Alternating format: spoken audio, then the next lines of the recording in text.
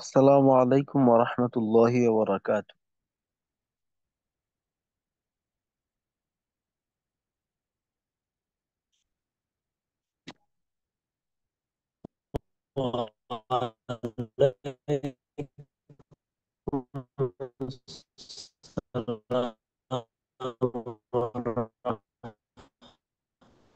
রহমতুল্লাহি ওয়া বারাকাতুহু। জি, ভালো আছেন? জি আলহামদুলিল্লাহ।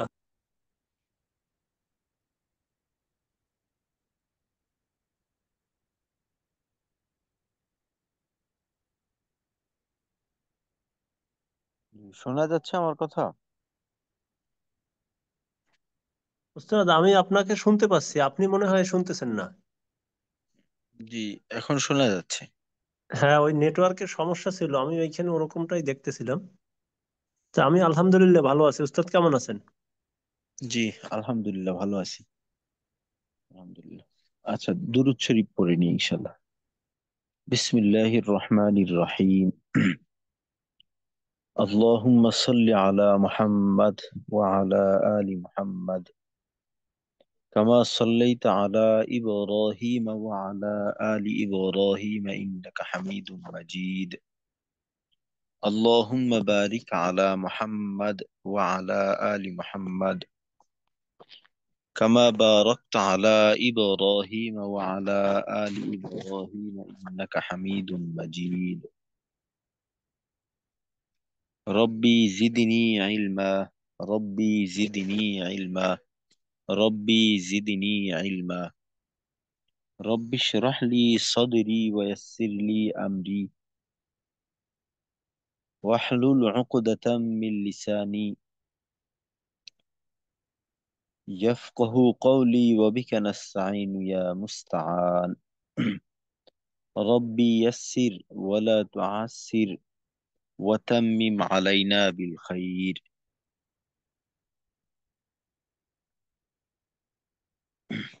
আলহামদুলিল্লাহ। আজকে আমাদের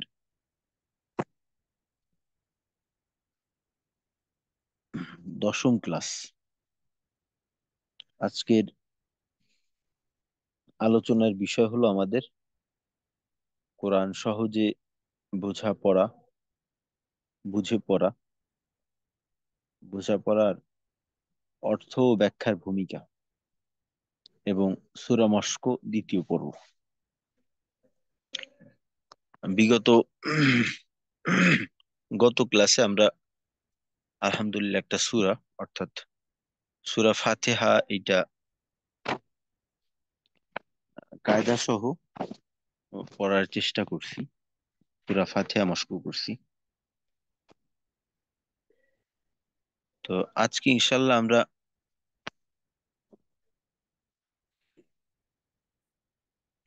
অন্য সূরাও মস্ক করব, তবে এর সাথে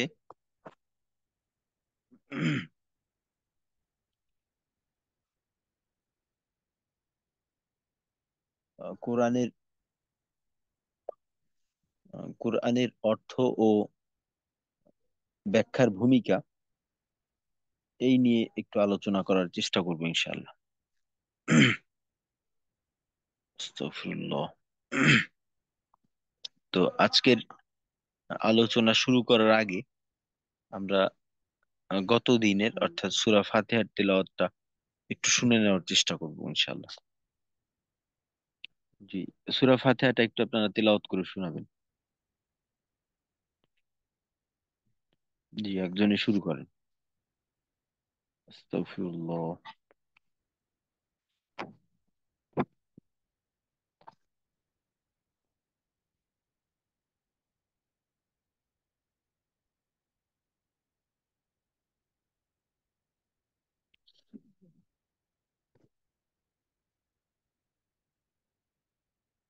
জি, জিয়াউল হক ভাই। জি উস্তাদ।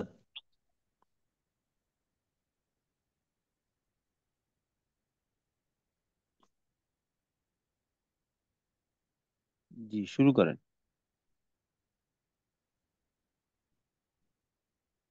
أعوذ بالله من الشيطان الرجيم. بسم الله الرحمن الرحيم. الحمد لله رب العالمين. الرحمن الرحيم. مالك يوم الدين. إياك نعبد وإياك نستعين. اهدنا الصراط المستقيم. صراط الذين أنعمت عليهم غير المغضوب عليهم ولا الضالين.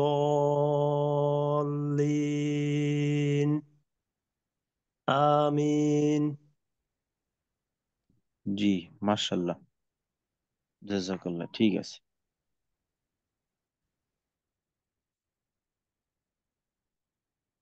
জি, আরেকজন শুনান।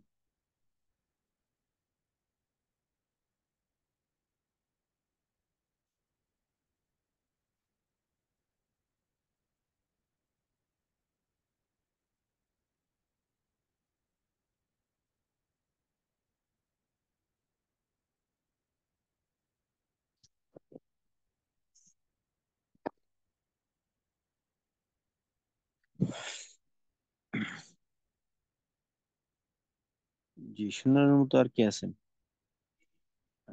আহ, জিল্লুর রহমান ভাই আছেন? জিল্লুর রহমান ভাই শুনান।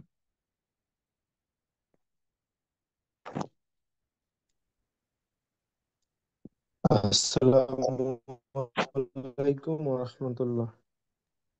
ওয়ালাইকুম আসসালাম ওয়া রাহমাতুল্লাহ। জি, সূরা ফাতিহাটা একটু পড়ে শোনাবেন। ওস্তাদ স্পষ্ট শোনা যাচ্ছে? জি, শোনা যাচ্ছে। জি। আউযু বিল্লাহি মিনাশ শাইতানির রাজীম। বিসমিল্লাহির রহমানির রহিম।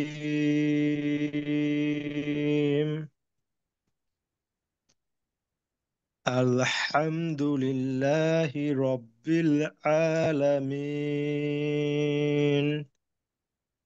الرحمن الرحيم. مالك يوم الدين. إياك نعبد وإياك نستعين. اهدنا الصراط المستقيم.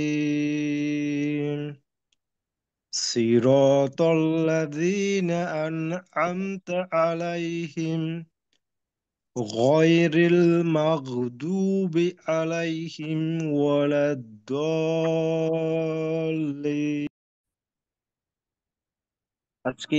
আজকেও আমরা একটা সূরা ওই গতকালকের মতো করে কায়দাগুলা দেখে দেখে তারপর মশক করার চেষ্টা করব। তো এর সাথে একটা বিষয়, এটা হলো যে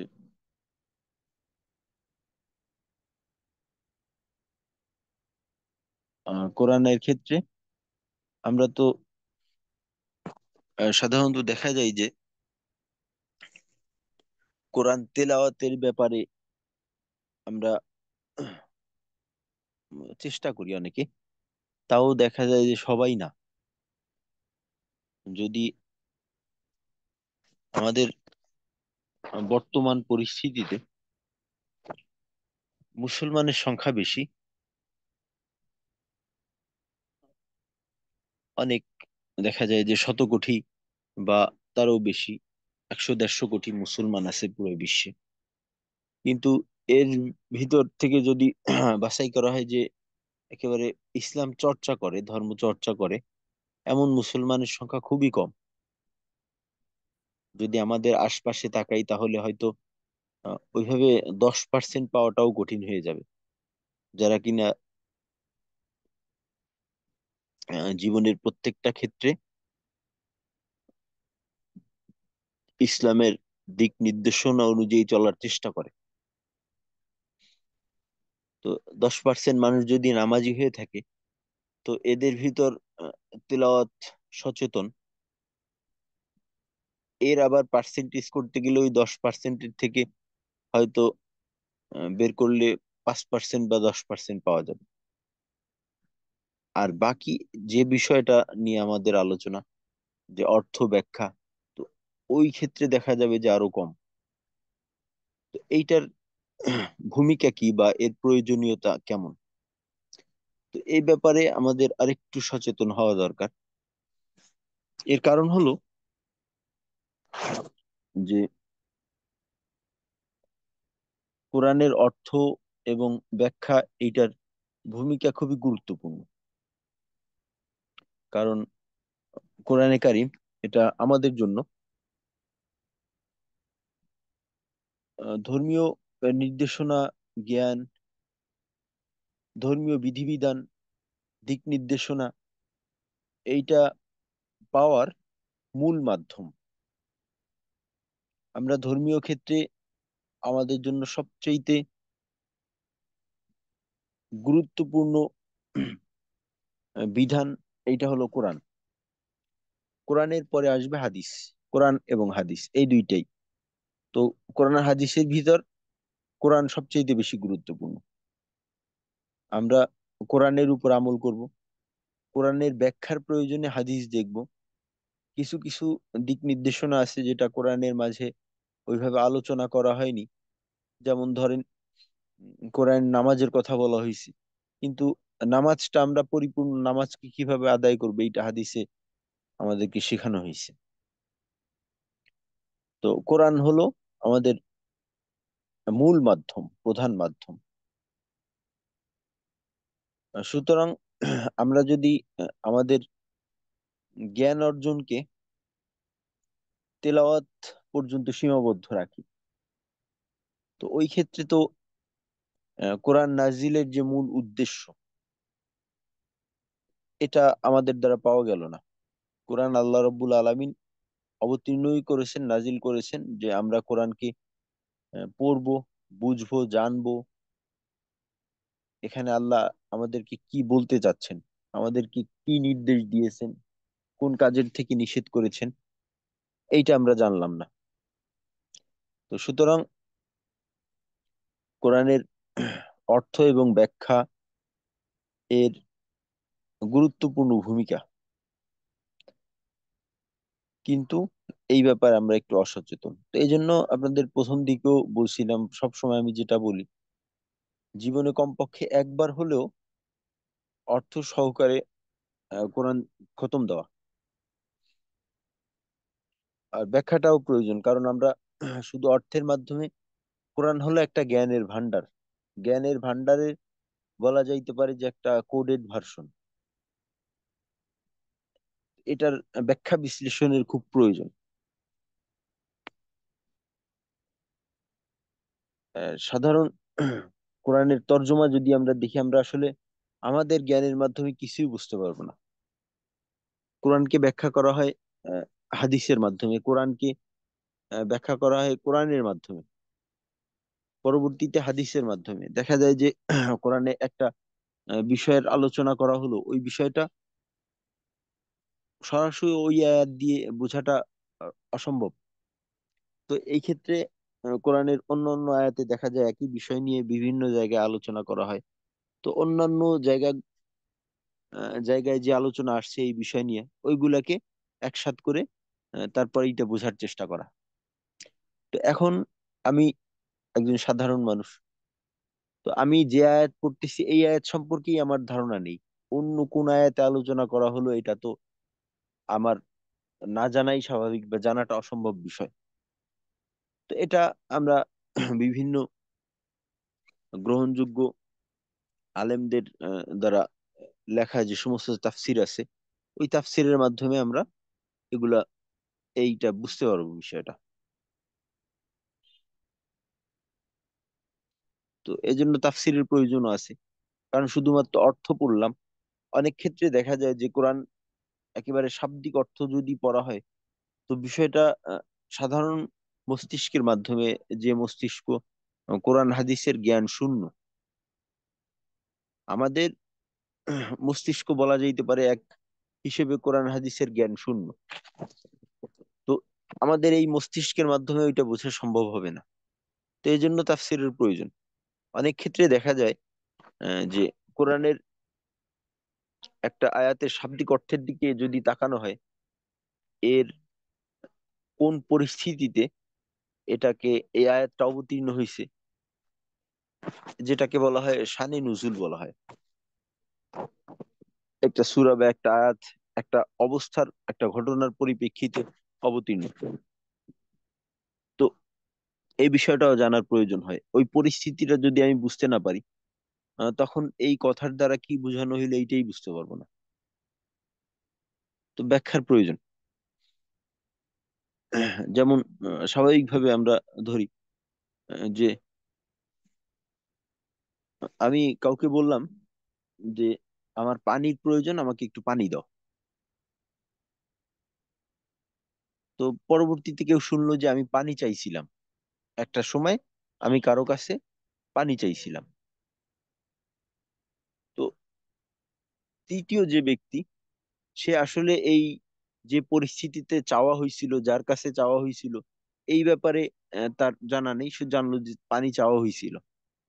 তো এখন এই পানিটা কি পরিমাণ চাওয়া হয়েছিল সে কিভাবে বুঝবে? তো সে তার এর পূর্বে জানতে হবে যে আমি কোন প্রয়োজনে চাইছি। আমি যদি পান করার জন্য চাই, তাহলে এর একটা পরিমাণ হলো 1 গ্লাস 2 গ্লাস, বাস আধা লিটার, এতটুকু যথেষ্ট। আমি যদি অজুর জন্য চেয়ে থাকি, তো এর পরিমাণটা আর একটু বেশি। যদি গোসলের জন্য চেয়ে থাকি, এর পরিমাণটা আর একটু বেশি। তো এরকম। তো কোরআন বিভিন্ন পরিস্থিতিতে, বিভিন্ন ঘটনার পরিপ্রেক্ষিতে, বিভিন্ন প্রয়োজনে অবতীর্ণ হয়েছে। তো ওই অবস্থাগুলা আমার জানতে হবে, বুঝতে হলে। তো এটা তাফসীরের মাধ্যমে আমরা জানতে পারবো। আর কোন কোন ক্ষেত্রে দেখা যায় যে স্বাভাবিকভাবে দেখলে এর ভুল বোঝারও সম্ভাবনা থাকে। কারণ কোরআনের মাঝে বলা হয়েছে যে ইউদিল্লু বিহি কাসীর ওয়া ইয়াহদি বিহি কাসীর, যে কোরআনটা এমন যে এই একই কোরআনের মাধ্যমে মানুষ সঠিক পথ পায়, এবং কিছু মানুষ এই কোরআনের দ্বারাই পথভ্রষ্ট হয়ে যায়। তো এজন্য আমাদের বিজ্ঞ আলেমের ব্যাখ্যার প্রয়োজন। তো তাফসীরের মাধ্যমে আমরা এটা জানতে পারবো। শুধুমাত্র তেলাওয়াতের মাঝে আমাদের জ্ঞানটাকে সীমাবদ্ধ রাখলে চলবে না। কোরআন নাজিলের যে মূল উদ্দেশ্য, এটা আমাদের জানা থাকা দরকার।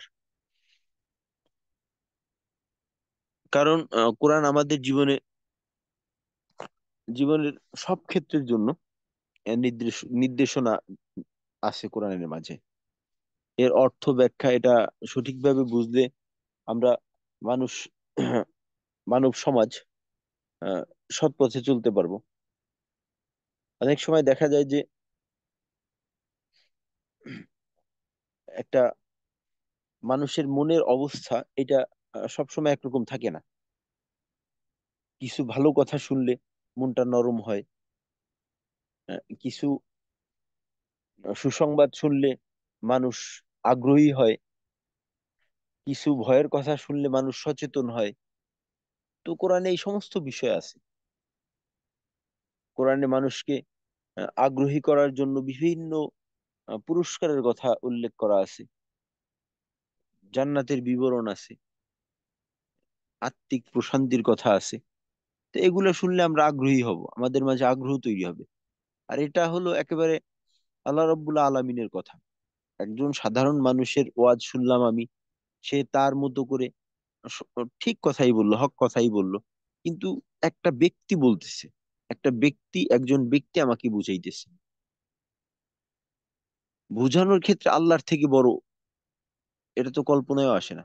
এটা আল্লাহ বুঝাইতেছে সরাসরি আমাদেরকে। হুম? তো ঠিক সুসংবাদের পাশাপাশি আমরা যদি ভুল পথে চলে যাই, আমাদের পরিণতি কি হবে, আমাদের পরিণতি সম্পর্কে আলোচনা করা হয় সেখানে আলোচনা করা হয়েছে যে যারা জাহান্নামী হবে তাদের অবস্থা কি হবে, তাদের কিভাবে শাস্তি দেওয়া হবে। তো এই সমস্ত জিনিস জানলে আমাদের অন্তর অন্তরে একটা ভয় তৈরি হবে, গুনার থেকে ফিরে আসাটা আমাদের জন্য সহজ হবে। বিভিন্ন আমলের কথা বলা হয়েছে, বিভিন্ন দিক নির্দেশনা দেওয়া হয়েছে, এই সমস্ত কাজের প্রতি আমরা আগ্রহী হব। তো এটা আমাদের সৎ পথে চলতে আমাদের জন্য সহায়ক হবে, এবং আমাদের মাঝে ভুল বোঝাবুঝি এটা দূর হবে। কোরআনের অর্থ ব্যাখ্যা এটা যদি আমরা পড়ি।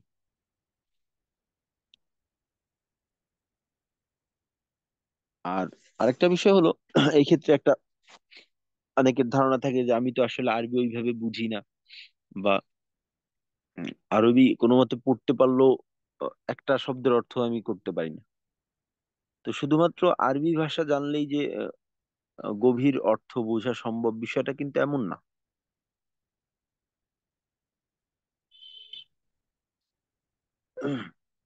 আর আরেকটা কথা যেটা বললাম যে শুধুমাত্র আমি অর্থ পড়লাম, তো অর্থ পড়ে যেটা বললাম যে একটা বিভ্রান্তি শিকার হওয়ার সম্ভাবনা থাকে।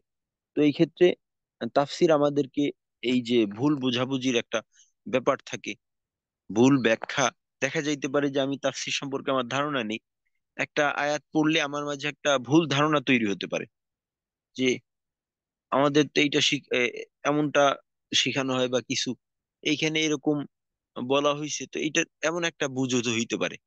তো আমি আমার জ্ঞান দ্বারা একটা বিবেচনা করলাম, একটা ব্যাখ্যা দাঁড় করালাম, তো তাফসিরের মাধ্যমে আমার এই ভুল বোঝাবুঝি যেটা আছে এটা দূর হবে। তো এক্ষেত্রে আমরা, আমাদের জন্য একেবারে সহজ হলো তাফসিরে মারিফুল কোরআন, একেবারে সংক্ষিপ্ত আকারে তাফসির আছে ওখানে, মুফতি শফি সাহেবের লেখা, পাকিস্তানের মুফতি শফি সাহেবের। তো এটার বাংলা পাওয়া যায়, এটা আগে অ্যাভেলেবেল পাওয়া যায়, তো হাজিদের কাছ থেকে অনেকে সংগ্রহ করতো, হজ করতে গেলে এটা ফ্রি দেওয়া হইতো, এখন দেওয়া হয় না আমি যতদূর জানি। তবে বাংলাদেশে এটা পরবর্তীতে দেখা যায় যে এটা করা হয়েছে, এইটা বাংলাতে আর কি ছাপানো হয়েছে। ওইটাও বাংলাতে, মূলত হলো উর্দুতে লেখা, ওইটা বাংলা করা হয়েছিল, ওইটা দেওয়া হইতো। তো এইটা আমরা গ্রহণ করতে পারি। তো এরকম আরো অনেক তাফসির আছে। তো এই ক্ষেত্রে আমরা আমাদের নিকটবর্তী যে সমস্ত আলেম ওলামারা আছে তাদের পরামর্শ অনুযায়ী একটা সঠিক তাফসির নির্বাচন করে তারপর আমরা ওইভাবে আহ, জানার চেষ্টা করব। কারণ এইটা যদি আমরা না করি, কোরআন নাজিলের যে মূল উদ্দেশ্য, এই উদ্দেশ্য আমার দ্বারা সাধন হবে না। তো ইনশাল্লাহ আমরা এই ব্যাপারে একটু সচেতন হব।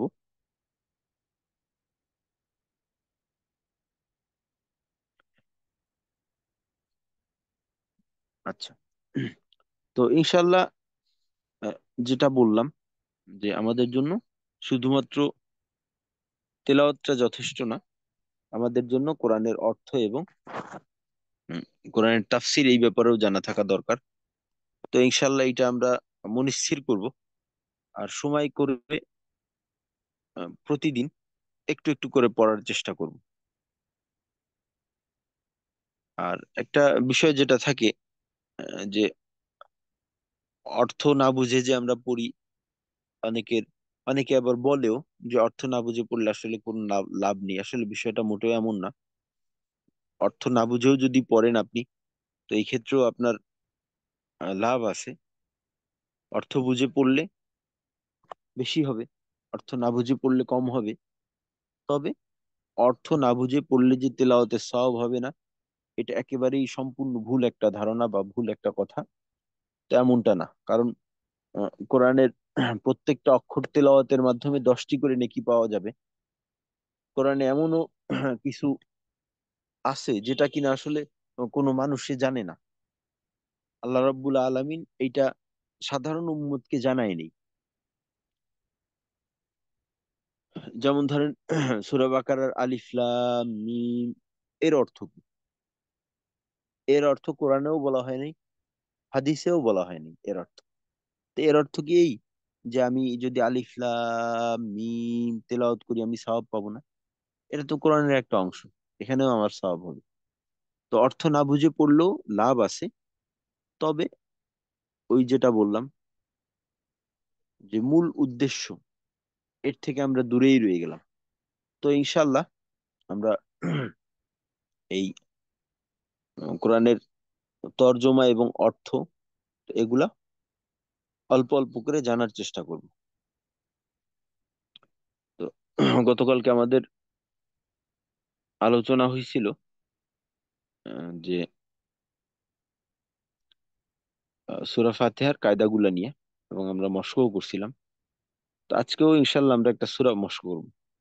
আর এখানে জিল্লুর রহমান ভাই একটা তাফসিরের ব্যাপারে জিজ্ঞাসা করছেন। আচ্ছা, তাওজিহুল কোরআন। আচ্ছা, এই প্রথম অবস্থায় এটা কেমন হবে? কোন দিক থেকে শুরু? জি, পড়তে পারেন, সমস্যা নেই। পড়তে পারেন, সমস্যা নেই। আর তাফসির পড়ার ক্ষেত্রে যেহেতু, আর একটা কথা যেটা, যে আহ, কোরআন শরীফের অর্থ এবং তাফসির এইটা শুরু করার ক্ষেত্রে আমরা অন্তত পক্ষে যে সূরাগুলা আমাদের মুখস্থ আছে, অন্তত নামাজে পড়ি, ওই সূরাগুলার তর্জমা এবং অর্থ, তর্জমা এবং ব্যাখ্যাগুলা, এইটা আমরা আগে জানার চেষ্টা করব। এইটা যখন আমাদের জানা হয়ে যাবে, তারপর মনে করেন যে সমস্ত সূরা আমরা মাঝে মাঝে তেলাওয়াত করি, ফজিলতের যে সূরা আছে, যেমন সূরা ইয়াসিন, এরকম সূরা ওয়াকিয়া, সূরা মুলক, তারপর সূরা বাকা, এই সূরা কাহাফ, এই সমস্ত সূরা ফজিলত দেখা যায় যে অনেকে আমল করে এই সমস্ত সূরার। তো এই সমস্ত সূরাগুলা আগে বাছাই করে পড়তে পারি, জানতে পারি, তারপর ধারাবাহিকভাবে একেবারে প্রথম থেকে শুরু করলাম। তো এভাবে শুরু করা যাইতে পারে। তো ইনশাল্লাহ আমরা চেষ্টা করব, আল্লাহ রাব্বুল আলামিন আমাদেরকে কোরআনের অর্থ এবং ব্যাখ্যা এগুলো জানার, এবং ওইভাবে আমাদের জীবনকে পরিচালনা করার তৌফিক দান করুক। আমিন।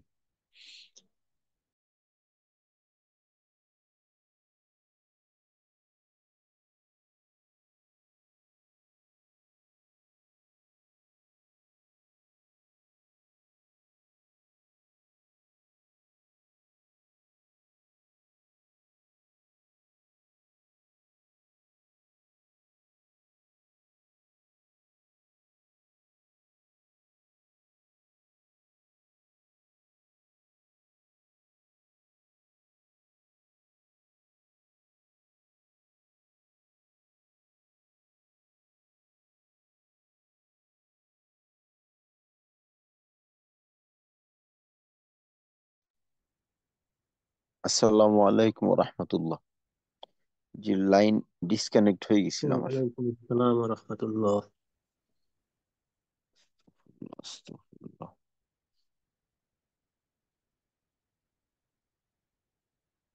গেল।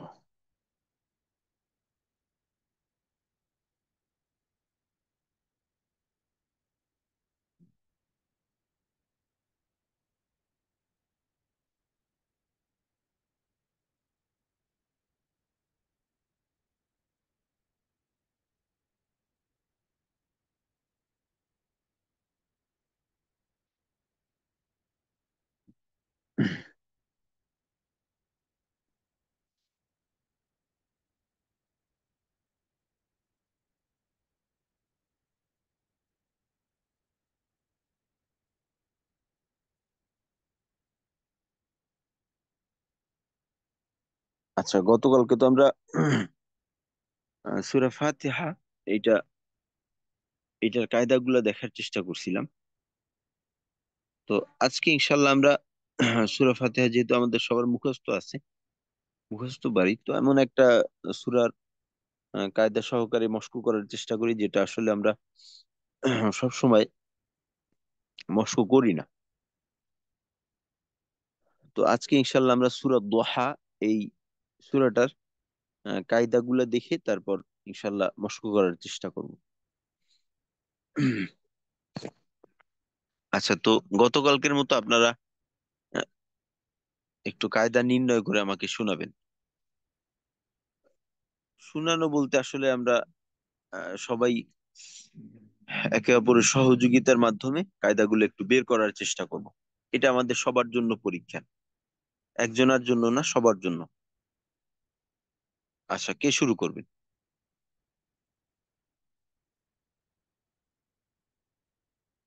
জি, মাশাল্লাহ। প্রথমে জিয়াউল হক ভাই, আপনি শুরু করেন। বিসমিল্লাহ। বিসমিল্লাহির রহমানির রহিম। ওয়াদ্দুহা, হায়ের উপর খাড়া জবর, মাদ্দে তবাই একালিফ টান। ওয়াল লাইলি ইযা যা, আচ্ছা, মাদের হরফ, মাদ্দে এইখানে, তবাই। আচ্ছা জি। জিয়াউল হক ভাই, এইখানে একটা অনেকে দেখা যায় যে একটা ভুল বোঝাবুঝি শিকার হইতে পারে। তা আমরা তো জানি যে মাদের হরফ বা মাদের হরকতের পর পরের হরফে যদি ওয়াকফ করা হয়, তো ওই ক্ষেত্রে এক আলিফের জায়গায় তিন আলিফ টানতে হয়। তো এইখানে তো মাদের হরকত হলো হায়, এরপরে একটা ইয়া আছে, ইয়ার পরে আমরা ওয়াকফ করি। তো এখানে এক আলিফ কেন টান? এখানে তো ওই কায়দা অনুযায়ী তিন আলিফ হওয়ার কথা।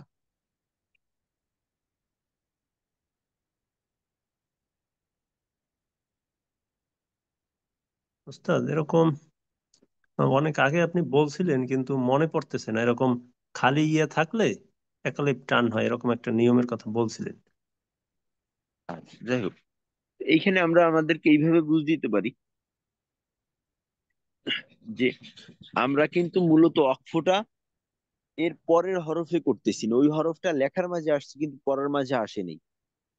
যেহেতু পড়ার মাঝে ওই হরফটা আদৌ আসেই না, সুতরাং ওইটা আহ, আমাদের হিসেবের মাঝেই থাকবে না। বুঝে আসছি? এখানে আমরা অক্ফটা মাদের হরফের পরের হরফে করতেছি না। পরের হরফে যদি অক্ফ করতাম তখন তো ওইটা পড়ার মাঝে আসতো।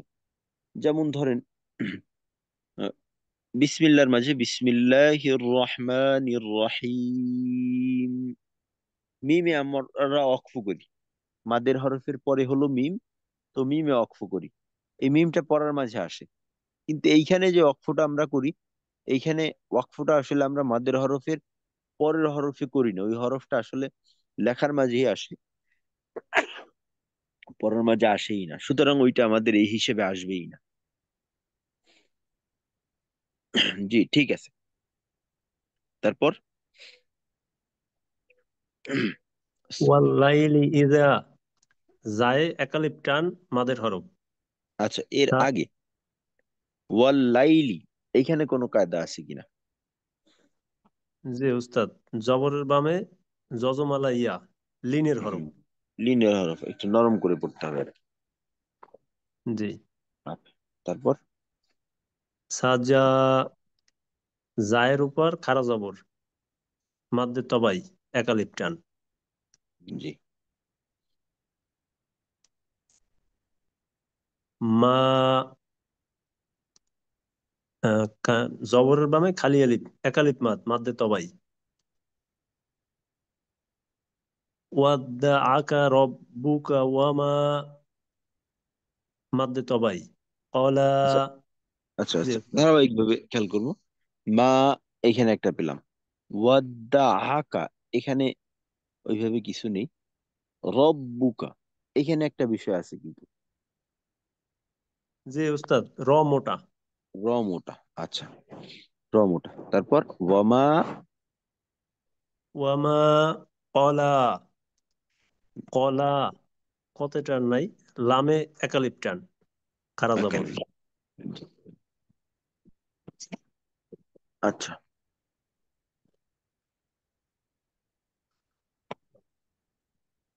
উস্তাদ জি, আর এরপরে এক আয়াত বলেন। জি, বলেন। আচ্ছা জি।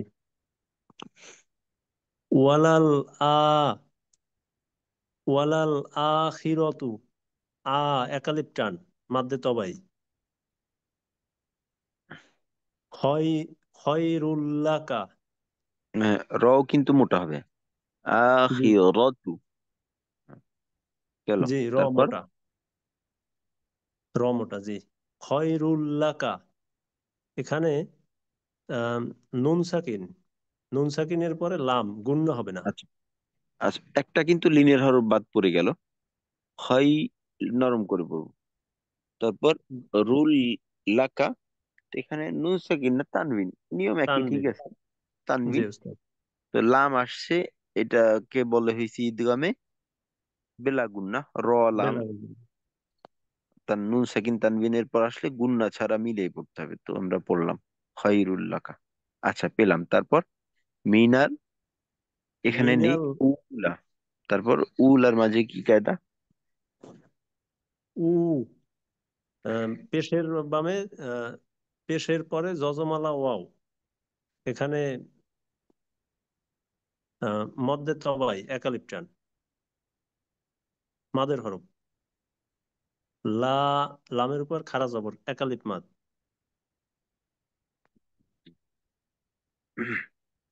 আচ্ছা ঠিক আছে, মাশাল্লাহ, জাযাকাল্লাহু খাইর, সুন্দর হয়েছে। আচ্ছা, তারপর মাহফুজ ভাই, আপনি এর পরের থেকে ওয়ালা সাউফা। আসসালামু আলাইকুম উস্তাদ। ওয়ালাইকুম আসসালাম। ওয়ালা সাউফা, এখানে আহ তিনের হরফ পাতলা করে পড়তে হবে, হ্যাঁ, আচ্ছা, ওই পাতলা না বলে আমরা বলবো নরম। নরম করে পড়তে হবে। ওয়ালা সাউফা ইউতিকা, এখানে ইউতিকা একালিফ টেনে পড়তে হবে। জি। ইউতিকা রব্বুকা, রবটা করে পড়তে হবে। ফাতারদ, এখানে র মোটা করে পড়তে হবে, আর একালিফ টেনে পড়তে হবে দতে। ওয়ালা সাউফা ইউতিকা তিকা রব্বুকা ফাতারদ, হুম, আচ্ছা, তারপর আলাম। এখানে মিম সাকিনের ইজহার, গুন্না হবে না। জি। আর তারপর ইয়াজিদিকা। এখানে কলকলার হরফ, কলকলা করতে হবে। আলাম ইয়াজিদকা, আহ, ইয়াতি, এখানে একালিফ টেনে পড়তে হবে। ইয়াতিমাং এখানে তানবিনের পরে ইকফার হরফ ফা আছে, তাই গুণনা করেও পড়তে হবে। আর আহ, তারপরে একালিফ, তারপরে দুই হরফেই একালিফ টেনে পড়তে হবে, খারা জবর। জি, জি। ওয়া দোনোটাই একটা লিফট আনবো। আচ্ছা, পেলাম। আলাম ইয়াজিদিকা ইয়াতীমান ফাআওয়া। আচ্ছা, তারপর ওয়াজাদাকা। জাদাকা দান ফাহাদা, এখানে ওয়া জাদাকা, দতে চার আলিফ টান হবে, দলাং। তারপরে আচ্ছা আচ্ছা, বল, এখানে কোন কায়দা অনুযায়ী চারা লিফট আনবো আমরা? এখানে কায়দাটা আহ, আহ, এই মানে লম্বা হামজা আসলে,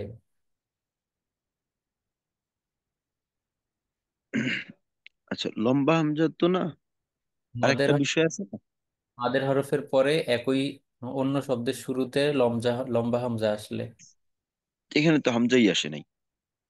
ওই আলিফ, ও সরি আসেনি, তাহলে তাজদিদ আসলে, মাদের হরফের পর একই শব্দে তাজদিদ আসলে চারা লিফট টেনে পড়তে হয়। ওই মাদ্দে লাজিমের কায়দা গেছে না? জি। মাদ্দে লাজিম,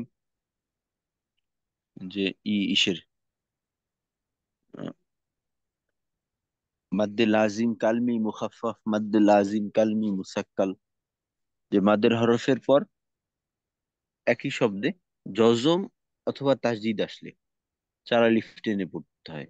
জজম আসলে এটাকে বলে মাদ্দে লাজিম কালমি মুখাফফাফ, আর তাজদিদ আসলে বলে মাদ্দে লাজিম কালমি মুসাক্কাল।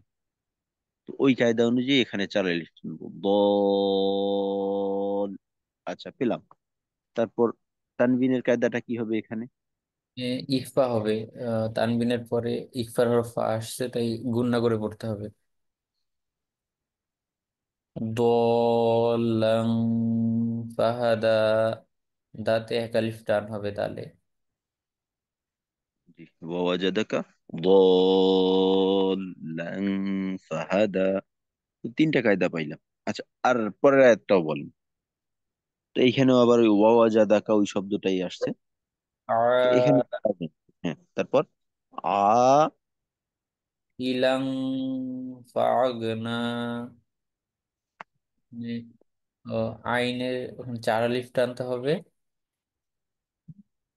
উস্তাদ এটা কি ওই আহ, ওই কি বলে, হামজা আসছে ওই এখানে, মাদের হরফের পর গোল হামজা আসছে। জি, এই মাদের আ হরফের পর গোল হামজা আসলে চার আলিফ মাদ্দে মুত্তাসিল বলে এইটাকে। আর মাদের হরফের পরে লম্বা হামজা আসলে ওইটাকে বলে মাদ্দে মুনফাসিল, ওইটা তিন আলিফ। চাইলে আপনি চার আলিফও করতে পারেন, সমস্যা নেই। আর মাদ্দে মুত্তাসিলকে চাইলে একটু ছোট করতে পারেন। আ ই, চার আলিফ পেলাম। তারপর লাং, এখানে কি করব? ইকফা, তানবিনের পরে ইকফার ফা আসছে, তাই গুণনা করে পড়তে হবে। আচ্ছা, তারপর ফাআগনা, এখানে কি হবে? এক আলিফ টেনে পড়তে হবে এই নুনে। জি, ফাআগনা পেলাম। আচ্ছা, ঠিক আছে, মাশাল্লাহ, জাযাকাল্লাহু খাইর, সুন্দর হয়েছে। আচ্ছা, বাকি অংশটুকু একজনে কায়দাগুলো একটু নির্ণয় করে শোনাবেন। আর কে আছেন?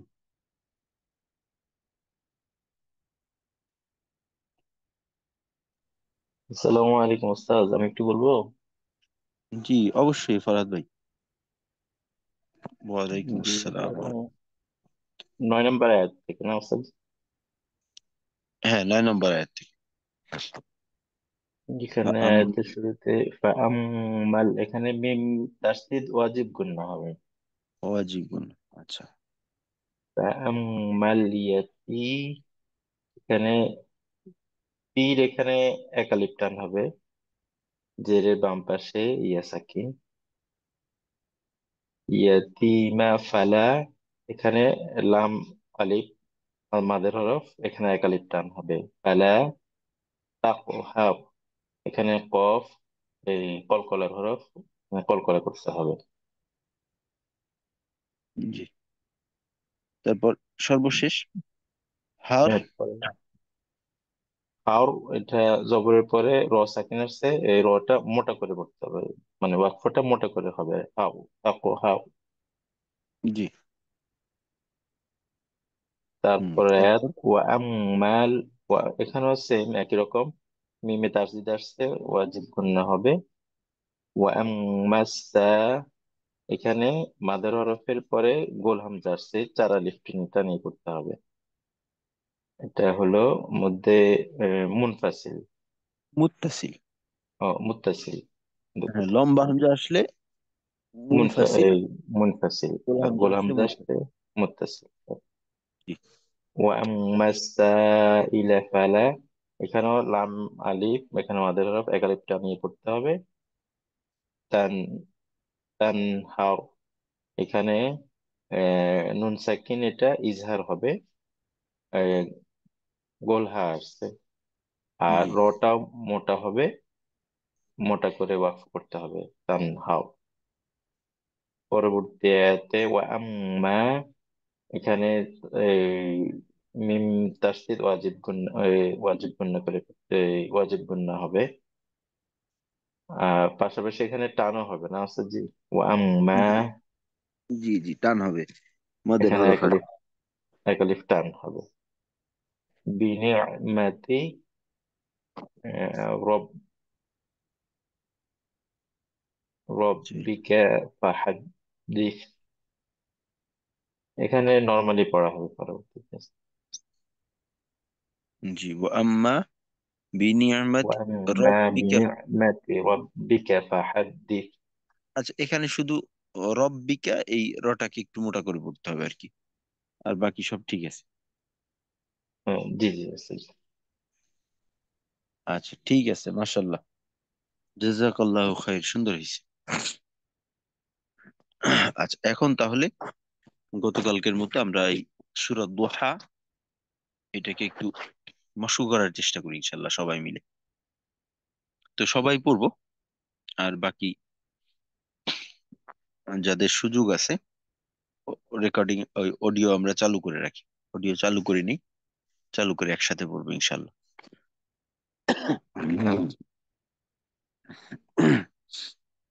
আস্তাগফিরুল্লাহ, আস্তাগফিরুল্লাহ, আস্তাগফিরুল্লাহ। জি, অডিওটা চালু করি আমরা।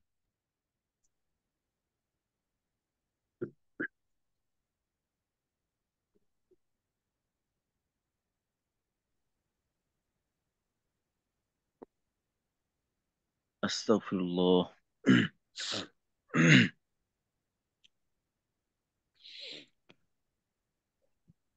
أعوذ بالله من الشيطان الرجيم. أعوذ أعوذ بالله من بالله أعوذ من الشيطان بالله من الشيطان الرجيم. الرجيم. بسم الله الرحمن الرحيم. بسم بسم بسم الله الله الله الرحمن الرحمن الرحمن الرحيم. الرحيم.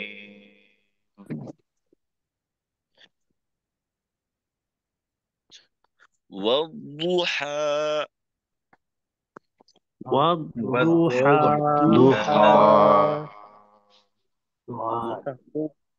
তেলাওয়াতের ক্ষেত্রে আমাদের একটু সতর্ক থাকতে হবে। আর এখানে দদের ক্ষেত্রে আওয়াজটাকে একেবারে আটকাই দেওয়া যাবে না। ওয়াদ এভাবে না হয় ওয়াদ, ওয়াদুহা, মাখরাজে আওয়াজের গুঞ্জনটা চালু থাকতে থাকতে তারপর এই দদের পেশের উচ্চারণটা হবে। জজম যুক্ত অবস্থায় অর্থাৎ তাজদীদের প্রথম অংশে আওয়াজের গুঞ্জনটাকে বন্ধ করে দেওয়া যাবে না। আওয়াজ চালু। ওয়াদুহা, والضحى. والضحى والليل إذا سجى. والليل والليل والليل إذا إذا إذا سجى. سجى. إذا ذا ذا سجى ذا جا ذا جا জিমে যেন যা যা এমন না হয়, বাতাস বের হয়ে না যে আওয়াজের সাথে যা যা। আর অনেক সময় হয় কি যে আহ, মাদের মাধ্যমে আওয়াজ শেষ হলে, বিশেষ করে জবরের মাদের মাধ্যমে, তো ওই ক্ষেত্রে আওয়াজের শেষটা হুট করে হয়ে যায়। এতে করে উম, এমন একটা বোঝার সম্ভাবনা থাকে যে হয়তো শেষে একটা হামজা আছে, যা যা এমন না হয়ে যা যা, শেষটা এমন ভাবে হবে যেন হামজার মতো না হয়, বা হলকে শুরুতে চাপটা চাপ লাগার কারণে আওয়াজটা হামজার আওয়াজটা বের হয়ে না যায়, স্বাভাবিক। ওয়াল্লাইলি ইযা সাজা। والليل والليل إذا إذا سجى. إذا سجى سجى. ما ودعك ربك وما قلى.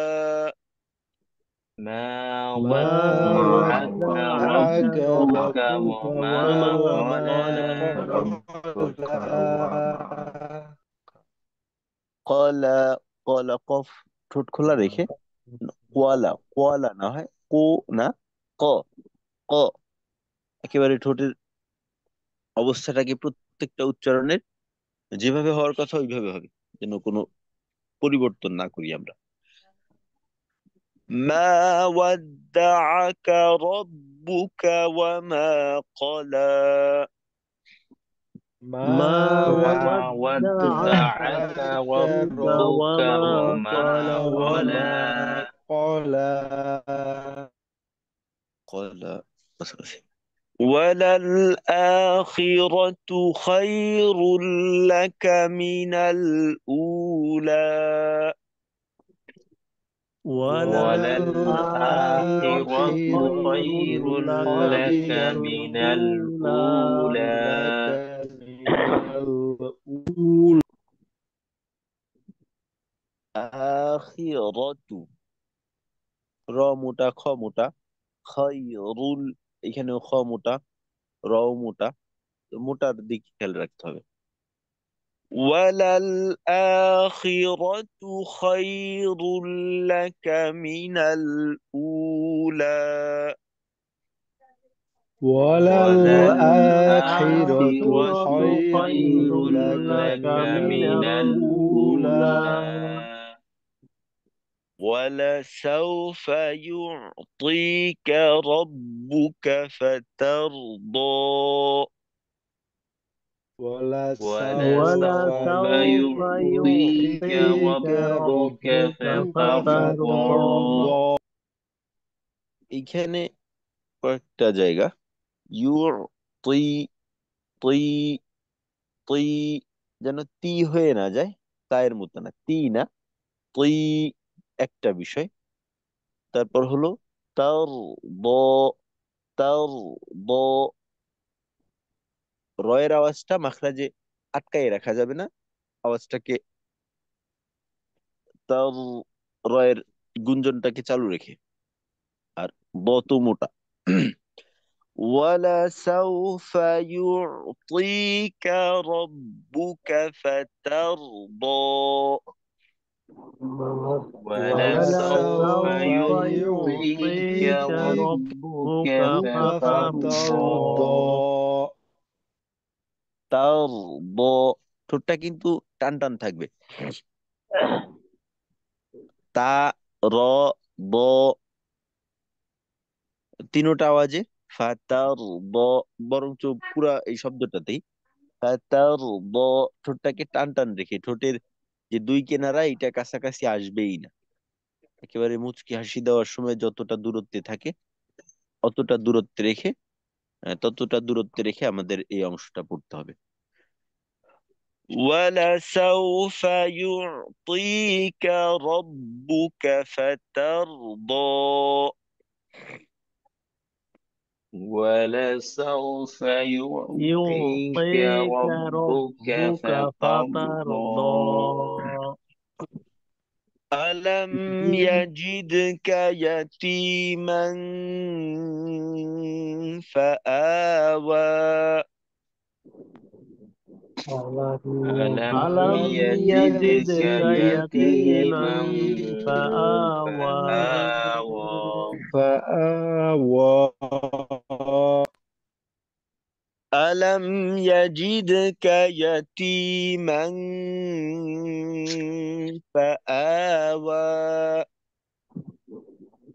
ألم ألم ألم يجدك يجدك يجدك يتيما يتيما يتيما فآوى. فآوى. فآوى. ووجدك ضالا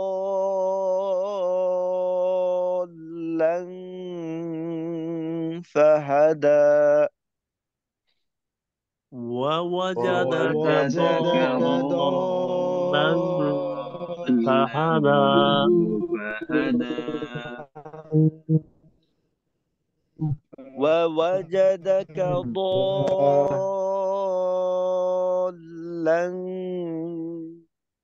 فهدى. ووجدك ووجدك ضالا ضالا فهدى. فهدى. দেখেন এখানে একই শব্দের উচ্চারণকে কাছাকাছি রাখতে হবে যেন দূরে চলে না যায়। যেমন ধরেন ফাহাদা, হাদা একসাথে, যেন ফাহাদা, ফাহাদা এরকম দূরে দূরে চলে না যায়। ووجدك عائلا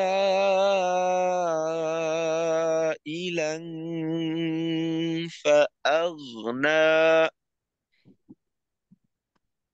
ووجدك ووجدك عائلا عائلا فأغنى فأغنى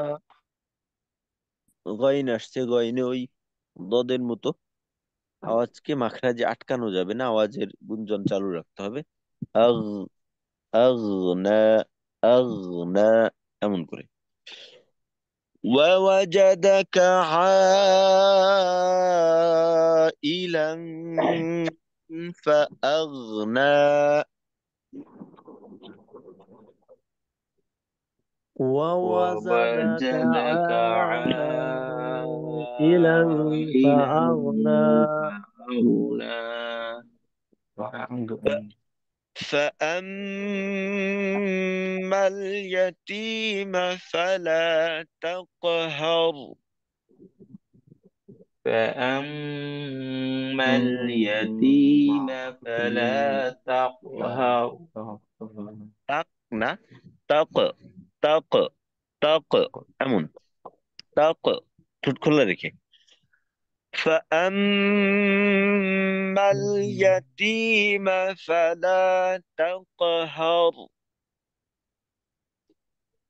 فأما اليتيم فلا تقهر তাকো হয়ে যেন ঠোঁটটা গোল হয়ে না যায়, তাকো না, তাক, ঠোঁটকে টান টান রেখে। فأما اليتيم فلا تقهر فأما اليتيم فلا تقهر وأما السائل فلا تنهر وأما السائل فلا تنهر وأما السائل فلا تنهر وأما السائل فلا تنهر وأما بنعمة ربك فحدث وأما بنعمة ربك فحدث وأما بنعمة ربك فحدث وأما وأما بنعمة بنعمة ربك ربك فحدث فحدث. صدق الله مولانا العظيم। তো সূরা দুহা, আমরা যারা কায়দাগুলা বললাম, তো মাশাআল্লাহ খুব সুন্দর হয়েছে।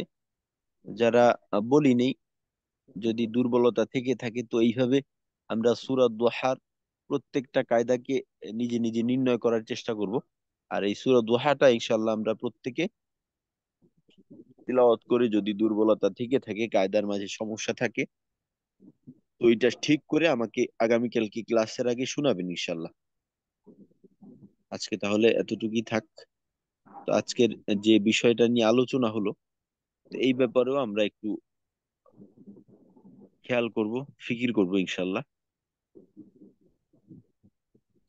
যেন আমরা এই বিষয়টাকে সম্পূর্ণ করতে পারি। আসসালামু আলাইকুম ওয়া রাহমাতুল্লাহি ওয়া বারাকাতুহু। وعليكم السلام ورحمة الله وبركاته. সুবহানাল্লাহি ওয়া বিহামদিহি, সুবহানাকাল্লাহুম্মা ওয়া বিহামদিকা, আশহাদু আন লা ইলাহা ইল্লা আনতা, আস্তাগফিরুকা ওয়া আতুবু ইলাইক।